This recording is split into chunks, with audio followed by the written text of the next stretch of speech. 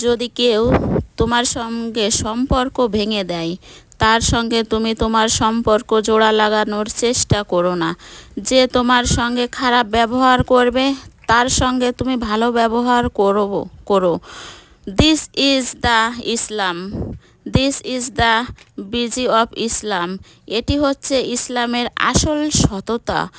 কবি কি সুন্দর করে বলেছেন, আমার এ ঘর ভাঙিয়াছে যে জন, আমি বাঁধি তার ঘর। আপন করিতে ঘুরিয়া বেড়াই, যে মোরে করেছে পর।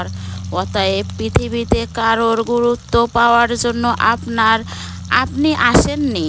পৃথিবীতে কেউ আপনাকে ভালোবাসবে, মূল্য করবে, মায়া দিবে, অনেক সম্মান করবে, এটা আপনি কখনোই ভাববেন না। কারণ আপনাকে কে মায়া দিল আর না দিল, এতে আপনার কিচ্ছু যায় আসে না। আপনার আসল পারপাস নয় এগুলো।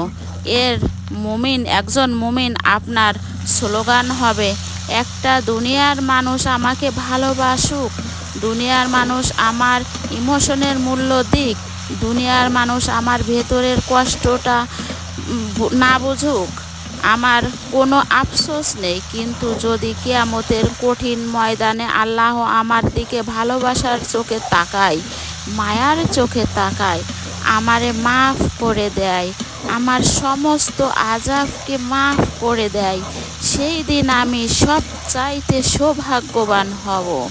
আলহামদুলিল্লাহ। দুনিয়ার মানুষের গুরুত্ব আর ভালোবাসা দিয়ে সুখের থাকা যায় না, আর তার কোনো লাভও হবে না। দুনিয়ার মানুষের ভালোবাসা পাওয়াটা আমার আসল কাজ নয়। আমার আসল কাজ হচ্ছে আল্লাহ তাআলার ভালোবাসা পাওয়া। অতএব পৃথিবীর মানুষের ভালোবাসার গুরুত্ব দেওয়া কিংবা না দেওয়ার উপরে আপনি হতাশ হবেন না। আসুন কিছু টিপস শেয়ার করি। কিছু টিপস এগুলোই ট্রাই করি, যেগুলো অ্যাপ্লাই করলে আমাদের লাইফ থেকে এই যে একটা খারাপ লাগা, কেন মূল্য দিল না, কেন সম্মান করলো না, কেন আমার ভাগ্য বুঝলো না, আমাদের ইগোতে অনেক সময় আঘাত লাগে নাকি লাগে না, প্রায় সময় ইগোতে আঘাত লাগে যায়। কেন আমার মূল্য বুঝলো না, কেন আমার গুরুত্ব দিল না, কেন আমাকে প্রায়োরিটি লিস্টের নাম্বার 1 রাখলো না, এই যে আঘাতটা অনেক সময় আমরা বিভিন্ন জায়গায় পেয়ে থাকি। নাম্বার 1, যদি কেউ আপনাকে গুরুত্ব না দিয়ে, মাথায় রাখতে হবে, কেউ গুরুত্ব না দিল, নিজেকে মূল্যহীন ভাববেন না। নিজেকে মূল্যহীন ভেবে সে আসলে মানুষ থেকে গুরুত্ব বোঝে না। পেলে হতাশ হবেন না। যে গুরুত্ব আপনার বোঝেই না, সে নিজেই গুরুত্বপূর্ণ নয়, সে সম্মান করতে পারে না, সে সম্মানীয় ব্যক্তি নয়। সে সম্মান করতে পারে, সেই তো আসল সম্মানী ব্যক্তি। কেউ আপনার একটা কথা গুরুত্ব সবাই না দিলে পারে, আবার দিলেও পারে, কিন্তু যায় আসে না।